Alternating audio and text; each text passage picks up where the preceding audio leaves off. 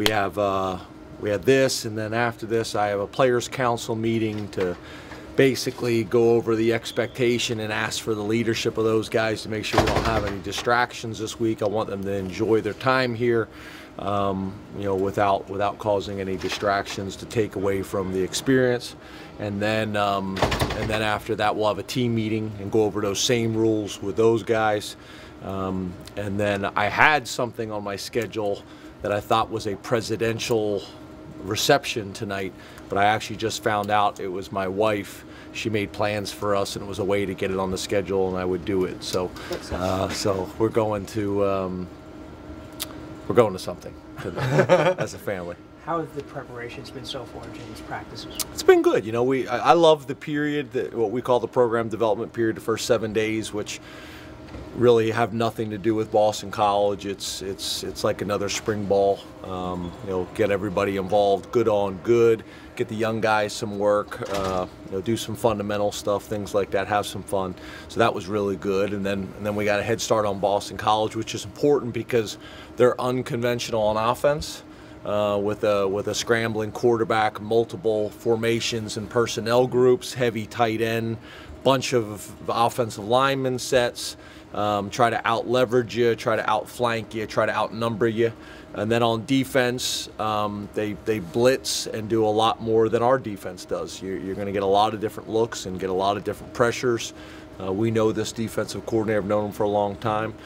So it's important to be able to have those few extra days for these type of teams that are going to give you looks that you don't typically get week in and week out. When you, I know you're working a lot with the young guys in the early parts of practice, but how has Christian looked since he's gotten some rest and now he's coming back to practice and preparing for another game? Yeah, he's been good. I've tried to say this all year long. I don't really feel like, Christian has been our issue. I think there's been times that, he'd like to play at a higher level and we'd like him to play at a higher level. But I've been saying since the end of spring ball that, it was the development of all the guys around Christian that was going to allow him to continue to, continue to grow as a player and a leader. I think he's probably grown light years this year as a leader just because he was put in a lot of difficult situations and had to face a lot of adversity. I think for the most part handled extremely well. So I've spent more of my time with the other positions, not necessarily the quarterbacks, and I think the extra work with the offensive line, the extra time, it's probably the first time this year where multiple weeks we've had the same starting five, with getting Diefenbach back and getting guys healthy, so that's been helpful as well. You mentioned kind of cutting down on the distractions. You guys had that season-opening Ireland trip. Is that at this point almost a dry run type thing? The guys have dealt with what it's like to be somewhere completely different than the regular routine as they get ready for this game? Yeah, I think that's part of it, but it's also part of, I think this is maybe the only place I've ever been. We don't have one guy in our program that's won a bowl game. We kind of went back and did some research. I don't have anybody in the program that can tell the young guys what it's like to win a bowl game and what it takes and what is necessary, and that's unheard of if you think about it. I also went back and looked, you look at our record against BC in the last, I think, 3 or 4 times we played them. So we got a tremendous challenge, and that, those experiences are important. I do think having the Ireland trip earlier in the year was helpful to a degree, traveled the whole team, kind of an unusual situation. So there's some advantages to that, but playing in bowl games, being successful in bowl games, playing in big bowl games, that experience is important and it counts. What does it say about Belton to sort of step aside a little bit and help a younger guy and Lynch come in and get the bulk of the carries toward the end of the season there? What does it say about him as a player, as a just a regular, as a guy? Yeah, he's been great. I think that's one of the things that's been interesting too is with the limited amount of seniors we have, those guys all had to step up and have big roles for us, and probably especially on the offensive side of the ball in a season that maybe didn't plan out or play out the way they had intended it to in their mind.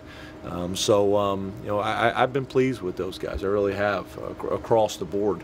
I think those guys have handled a lot in these 4 or 5 years they've been here. James, you said before that Akil kind of reminds you of a bit of yourself, where he's kind of that happy, back handspring out of bed type of guy. What have you noticed of him personality-wise this year that, from the kid you saw in January to now, stood out?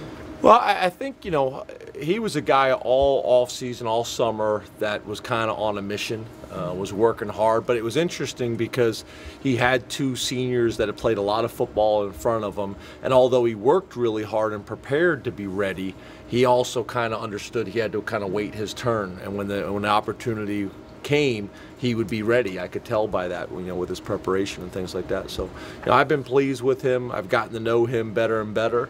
Like a lot of guys in our team, week by week, month by month. He's got an interesting background. He's a unique guy, and I'm really proud of him. I'm interested in seeing with him, as well as all the guys, about our grades. I've been asking everybody about their grades and where how they've come out. They're all being posted now in the next couple days, and it seems like they've done well. He's done well, and that's very, very important to us as well. Following up on that, James, has anybody not been able to make the trip because of grades or because of any other? Everybody is on the trip. All 128 or whatever it may be are on the trip, and I think that says a lot. I think that says a lot about what we're doing academically, the type of support we're providing, how hard they're working. That our guys are handling their business. So I'm proud of them from that standpoint. What's your philosophy been with bowl week? How do you balance? How do you balance enjoying the bowl activities and preparing for a game? That's the hard part. As you guys have heard me say before, when you're dealing with 18 to 22-year-old males, the most unpredictable group of people on the planet, that's the hard part. Is teaching them to be mature enough and have the leadership to look out for one another. Say, look, we can go out and have a good time. We can enjoy and experience all the wonderful things that New York City has to offer, but still understand that this is still a business trip for us. We still have a job to do, and we really want these guys to really go out on a positive note. This bowl is a special bowl, and they give rings out to everybody that participates in the bowl. But there's a difference between being able to put bowl champion on your ring and being able to look down for the next 25, 30 years, and you have that ring and you have that reminder, and it says, New Era Pinstripe Bowl champions on it. And that's what I want those guys to remember, to be able to send these seniors out the right way, to be able to end this season on a real positive note and be really proud of what we've accomplished this year. You noted nobody's been in a bowl game. What have you imparted to the team, kind of getting those? No, we've had guys in bowl games. Or never won. Yeah, we don't have anybody that's won a bowl game, that type of experience. So, we have a routine. This is 4 straight years for us in bowl games with this staff. So we have some experience. I think that's helpful. We have a plan. So, just talking about those types of things, going over the rules and the procedures and the things that we're going to do, our practice schedule. We had a light practice today at the facility before we left. We don't typically practice on Monday. Today's Monday, right? Mm-hmm. We don't typically practice on Monday, so it was just a light practice, more of a jog-through, walk-through. And then we'll get going with our normal routine starting tomorrow. Curfew policy? Are you a curfew policy coach? Yes, we will have curfews. You mentioned the fun things as part of a bowl. You kind of start things, the official bowl things, off with a more serious, visit to the 9/11 memorial. Some of these guys were almost little kids, when that took place. How important is it for them to kind of see that history here in New York? Yeah, I think from a educational perspective, whenever you go anywhere, you need to tap into the resources. And being in New York City, the unbelievable opportunities here from a cultural perspective, from a historical perspective. I don't know how you come to New York anymore without experiencing and going to the 9/11 memorial. I think that's going to be powerful for our guys. We have people on our staff and on our team that have been through it before. So I think that's going to be great, but there's going to be a lot of other things that they're going to be able to experience as well. But I think that'll put things in perspective right from the beginning. I believe since the last time we talked, and I think we're allowed to talk about him now, if not, I'm sure Jeff will stop me. But Paris Palmer and Sterling Jenkins, you guys got officially signed. What are your thoughts on Jeff, I'm good, right? Yeah, you're good. Just making sure. Yeah, I think it's great. I mean, the thing that I'm so proud of those guys about is not just their athletic ability and their academic achievements and the type of families they come from and all those types of things. But I don't know if many of you guys read the tweet that Paris sent out on the day that he committed. I mean, we're sitting in a Longhorn Steakhouse in North Carolina, with most of our entire offensive staff, I think, and him and his mom, and he read that to us, and you could have heard a pin drop at our table. I mean, just a really mature, introspective kid that's really excited about the opportunity at Penn State. Him and Sterling, we talk about really appreciating the opportunity that they're going to have at Penn State. It also helps that they're both 6'8" and 295 pounds plus. That's helpful. But more importantly, they want to work hard. They want to get their degrees. We don't want to go recruit guys that want to play minor league football. We want to recruit guys that want to get a world-class education and also play big-time football.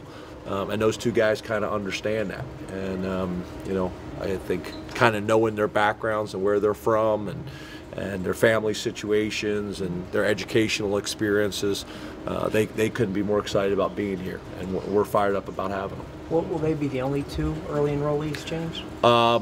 They're the only two early enrollees at this point, and I can't talk about anybody else until we're hopeful that we'll have some more. Yeah. And you said before, like, the JUCO route wasn't something you typically do, but what's the benefit with Paris because he has that experience in the sense? Well, I think it goes back to what I told you guys before. I mean, we only have one scholarship offensive tackle in the senior, junior, and sophomore class. No seniors, one junior, and no sophomores, which is unheard of. I mean, I think if you guys did a study and looked around, I don't know if you can find another program in the United States like that.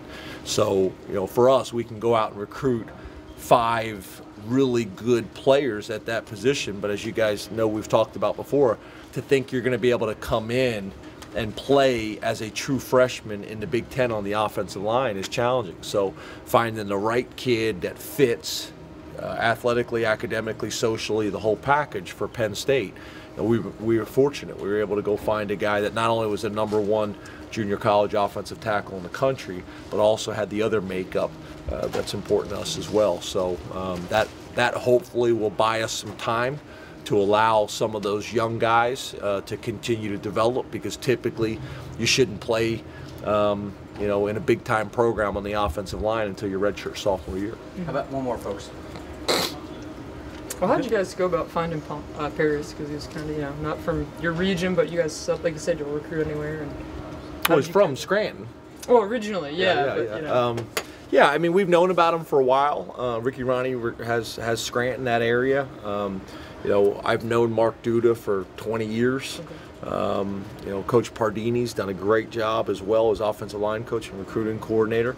We had interest in him early on, thought that we might go this route.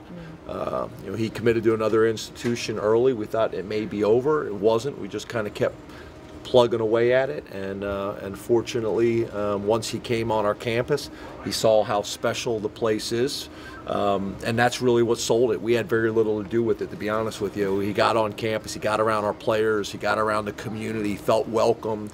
He made the comment to the coaches there at Lackawanna. He felt like he was a part of something bigger than just himself. Just himself.